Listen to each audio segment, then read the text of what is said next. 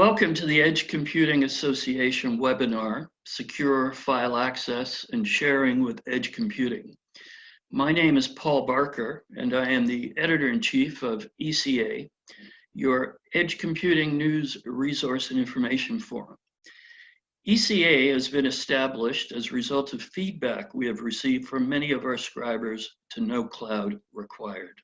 They pointed out that while cloud is required as a result of edge computing, it is evolving. The central cloud that we all know will always be there, but with deep learning and AI, not to mention storage and backup, processing and sharing is becoming more focused. Edge computing usage shouldn't depend on device to cloud speed, especially when time-sensitive performance is of the essence. But if we're not storing data in the cloud, what happens when people and devices need to share vital data? Is keeping everything on the device or even on the company's storage and network the best solution? The emergence of edge computing, keeping data at the edge of the cloud, is now one of the most rapid areas of growth in computing. New edge application architectures can factor in latency, location, security, and autonomy in their designs. New hybrid peer-to-peer and blockchain technologies mean that processing can stay at the edge or be shared in a less centralized manner. Change is coming, and we plan to track it and let our readers and contributors know about those changes. Your strategy now will determine the health of your sales pipeline and bottom line for years to come. Our speakers today are Tom Ward and Michelle Drolet. And before I introduce them, in order to stay punctual, please submit your questions in the chat whenever you want, and we will forward everyone's replies via email. Now, Tom is an IT industry expert who was a founding employee at ATI Technologies, Inc., and holds an MBA from the Schulich School of Business at York University.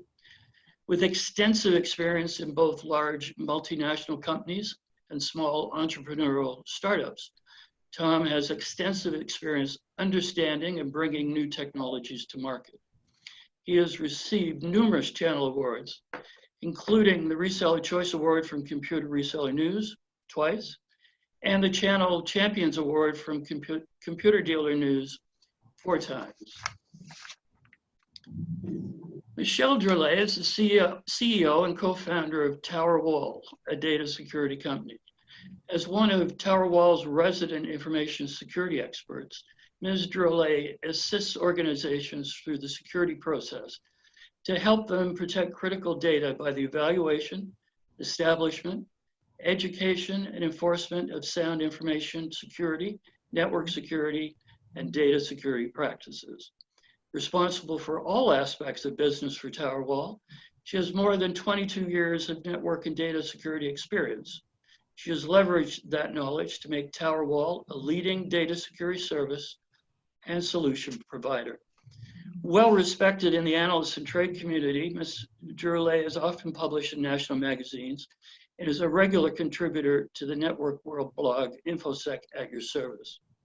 We saw the recent article she wrote in CIO magazine and thought she would be a great speaker for this webinar. Thank you. Michelle, over to you. Thank you very much. It's just an honor to be here today. So what we wanted to talk about today is how a decentralized cloud model may actually increase security and privacy, and what that means to an organization. And I'd be happy to actually share these slides after, because I think that they would be valuable. But what we're going to go over today in the discussion topics are basically the overview of cloud vendors, the loss of control, regulations, unexpected expenses to when we're putting things in the cloud, talking about single points of failure, and the decentralization options, because it's certainly not one size fits all. So why don't we go ahead and start? So the cloud, we all know, might be the greatest success story of our generation. all cloud vendors use the same basic principles. We look at cloud vendors and they're syncing, they're copying to centralized cloud server to cluster via the internet, right? They have millions of devices connected, accessing files, storing data. But there's some things that we really need to stop and think about. So let's talk about that. So let's talk about loss of control and some of the risks. So when you have a cloud provider, basically you have complete dependency on that cloud provider. That cloud provider, as we said, is storing sensitive data. Do you know where your data is? If there's a misconfiguration of that cloud service provider, if they're doing an upgrade, if they're doing something, that misconfiguration could actually lead to a data leak. And we'll use the Dow Jones watch list database as an example. Hundreds of thousands of users' information was out and released in a matter of minutes. You look at privacy. When everything is up there, you don't know who your neighbor is. And so that privacy component, I was just actually on a panel where we were talking about security and privacy, and you must have security before you can actually have privacy. And so when you're putting your information up in those cloud providers like Google, like Amazon, like Microsoft, or even the third tier or second tier providers, they're protecting their infrastructure. You need to protect your infrastructure. And so you are responsible for your data. You're responsible for the privacy of your data. And so access control, things like that become very, very important. What happens too, and with some of the privacy laws that are going on right now, say with the Google or with AWS, law enforcement actually is setting in and putting things in place where they actually can come in and ask for your specific information. So we need to think about that. What do we want to be put in the cloud and what do we want to retain on-prem? And that's where we get into that decentralization of the model of where that data is.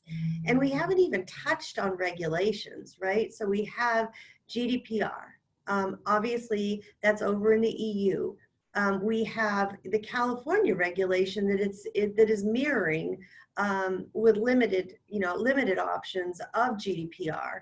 You have the Massachusetts regulation, the CMR 1700. You have HIPAA, you have SOX, you have the FFIEC. You have all sorts of different regulations where you are responsible as an organization for protecting your customers' information as well as your employees' information. And do you have that control when you're putting it up into the cloud without those specific protections or controls in place?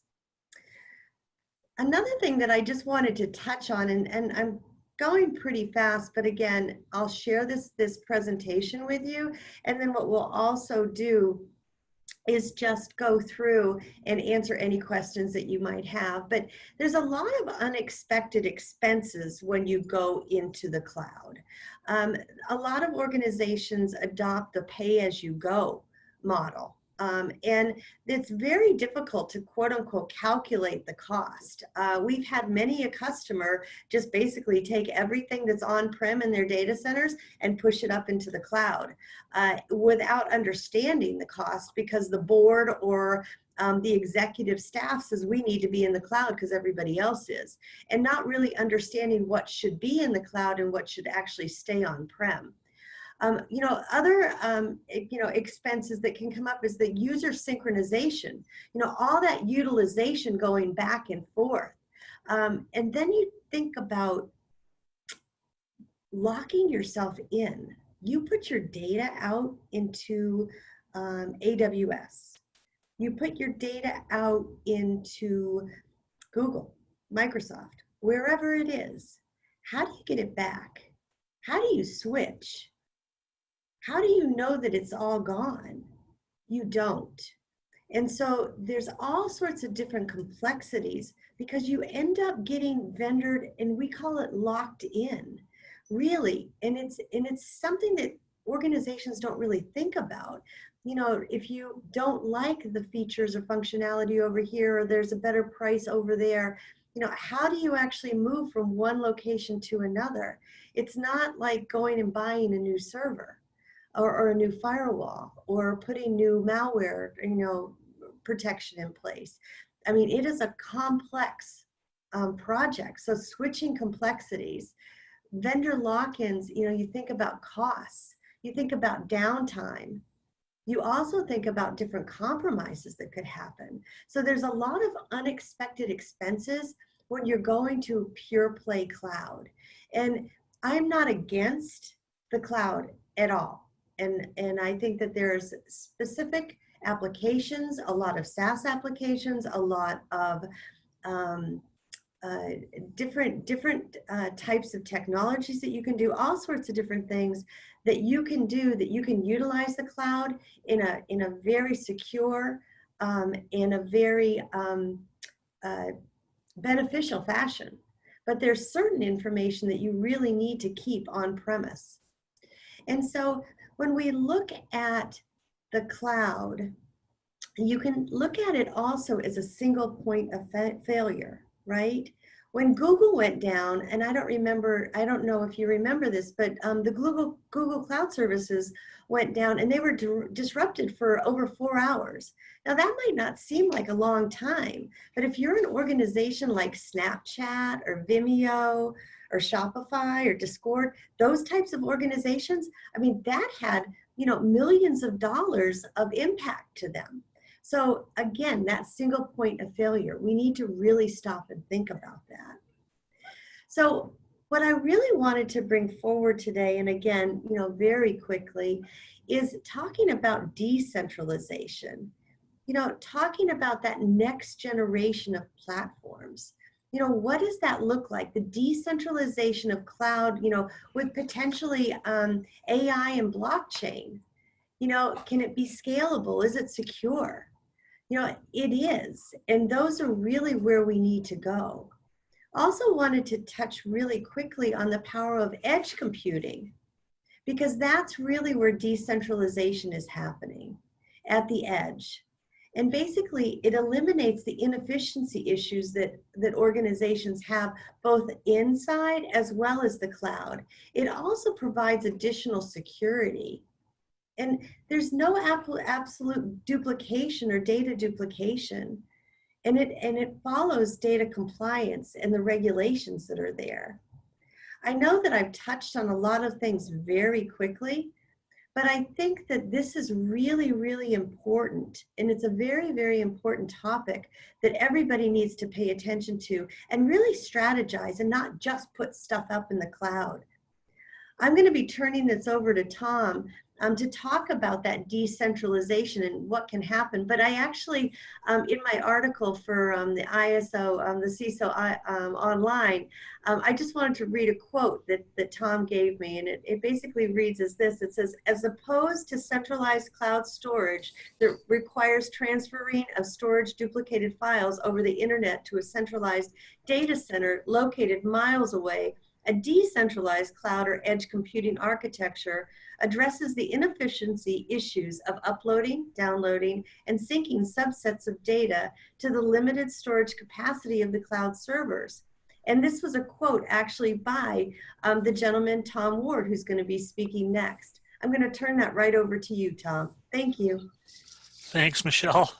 I think we're getting through our technology issues here. Now I'm going to share my screen.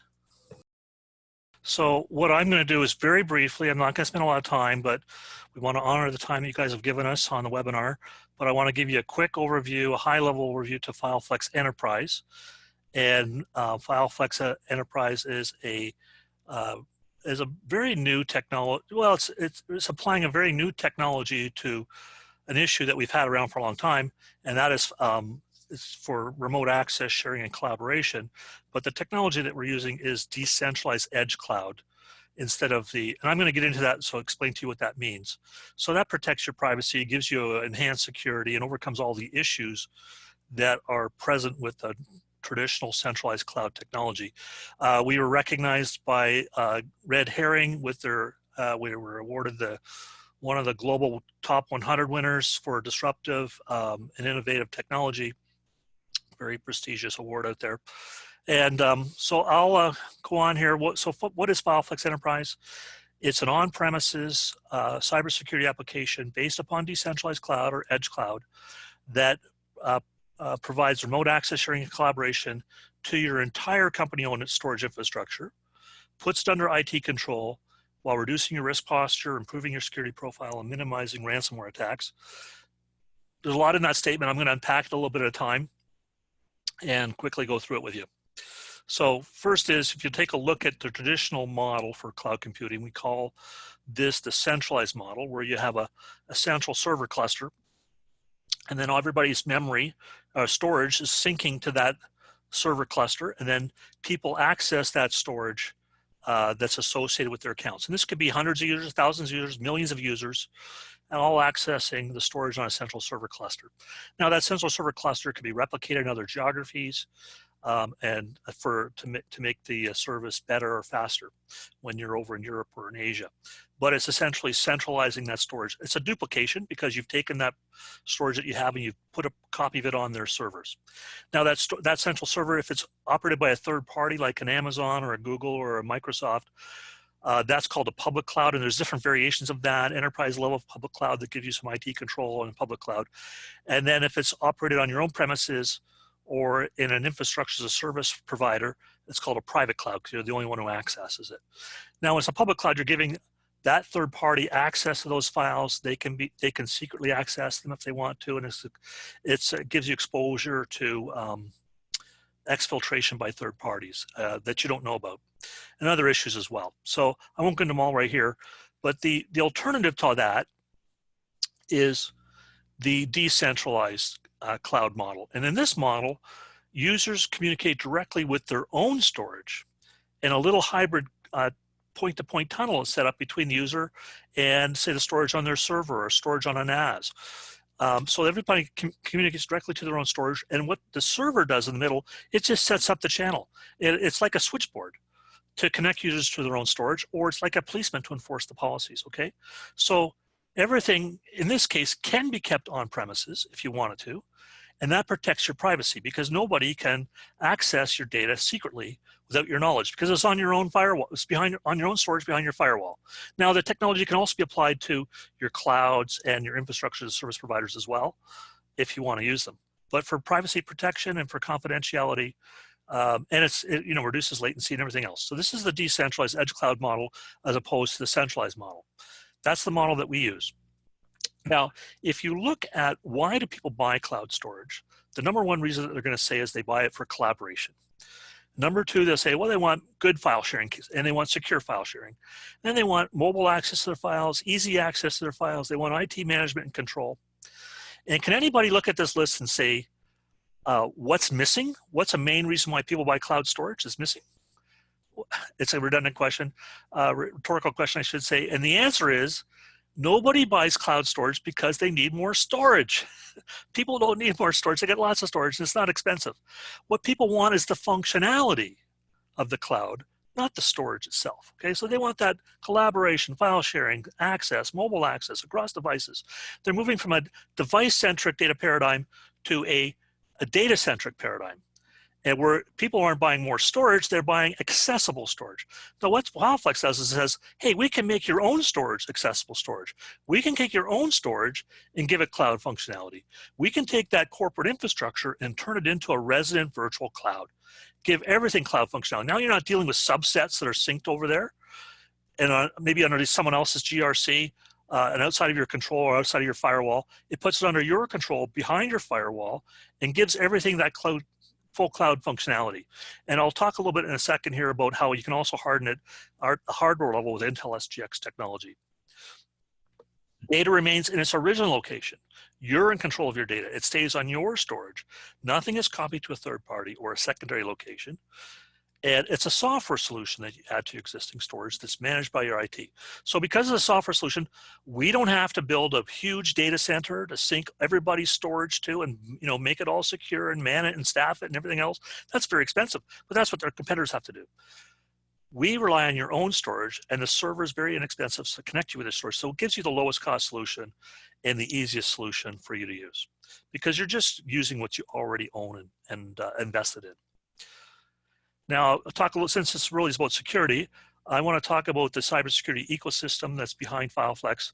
It really is a Fort Knox type security because it brings a whole layered approach to security to your content access sharing collaboration that's unparalleled. Okay, nobody else has this level of security. They have certain features about security, but I want to talk to you about the whole infrastructure, the whole ecosystem that we use. It's layered. So the first layer is this decentralized edge cloud technology. And what that does is protects the privacy of your confidential information because you can keep things on premise behind your firewall.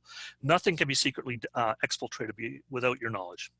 But beyond that, there's a secure patented architecture that we use that it itself is very security layered, and I can't get into this whole slide. I could spend an hour on this one slide, so I'm just going to go over it at a very high level. But we have a FileFlex server, we have a PKI server, we have a connector agent, a client, and they all use encryption and work together in various ways to protect your user data, your internal data. We use a secure token exchange and communications channel, and that all coupled together with a design is there to protect your process flow, to ensure your privacy security, and make sure that all access to your content is authorized. Now below that, we have a layer where we can actually harden the product inside the CPU, and we take advantage of the SGX technology of Intel. SGX stands for Software Guard Extensions, and what that is it's an encrypted enclave actually in the silicon that's not visible, and it's below the application layer, it's below the BIOS, it's below the OS, okay? So any malware that might be in the memory kernel can't see it because it's not visible to the memory kernel of the computer. It's in the encrypted enclave, and we use that enclave to generate the encryption keys, and that's another layer of hardware hardening that we have there that gives you like a silicon to silicon level of security. It's unprecedented. No one else has this. And then on top of that, we have a whole bunch of secure processes that we've engineered to make the security approach. So we have processes for user authentication, for secure data transmission, for accessing information, protecting credentials. We use anonymous encrypted tokens.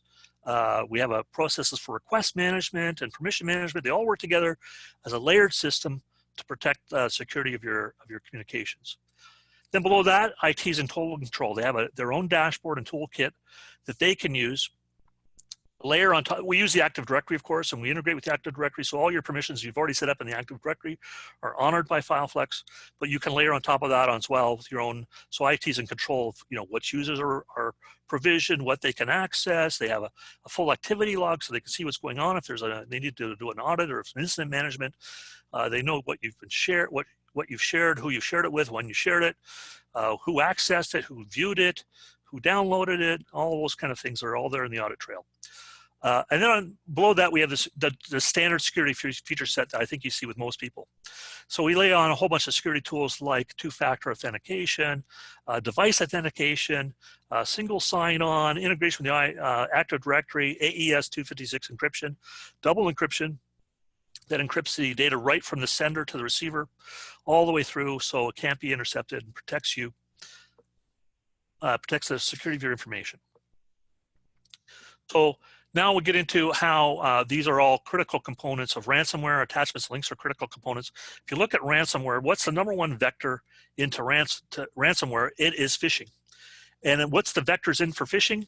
Security vectors they use are use of links and attachments. So if you can reduce links, if you can reduce attachments, you can reduce the risk of compromise via ransomware. And that's where a product like FileFlex comes in. We reduce the links, or even can eliminate them, links and ransom, because we don't use links.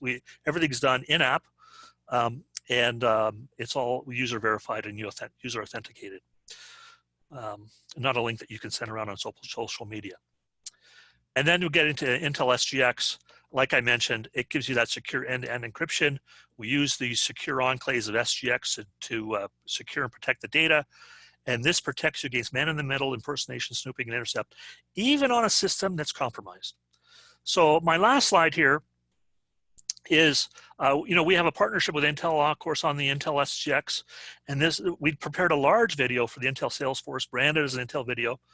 And I took a little segment out of that video where the general manager of Intel talks about FileFlex and our use of SGX. It's better to come from his words. So I'm going to play the video for you right now, and that'll be my last slide.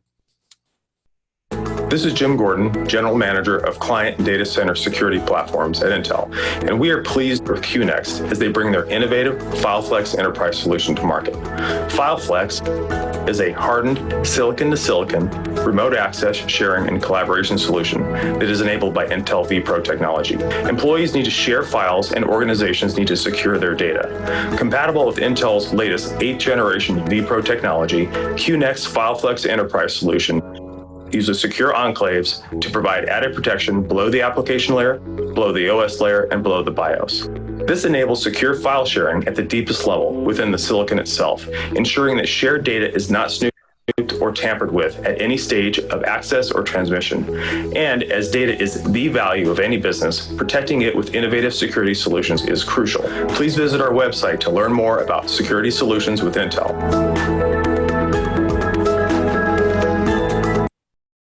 Okay, just on top of that, I like to say that if you have any questions, just put them in the chat. And in order to keep the webinar on time, we've decided to just respond to questions in writing by email, and that'll allow us to send you an email with the follow-up and the follow-up on the presentation, copies of the presentation, and whatnot. So I want to say thank you for giving me the opportunity, Edge Computing Association and Paul, to present this to the audience here today. And I really appreciate all the support you've given us and the work that you're doing in advocating for edge computing and the technology itself. So thank you very much, and I'll hand it back to you, Paul. Thank you, Tom. And Michelle, thank you. This concludes today's webinar. And the presentations themselves will be available soon on our website, www.edgecomputingassociation.com.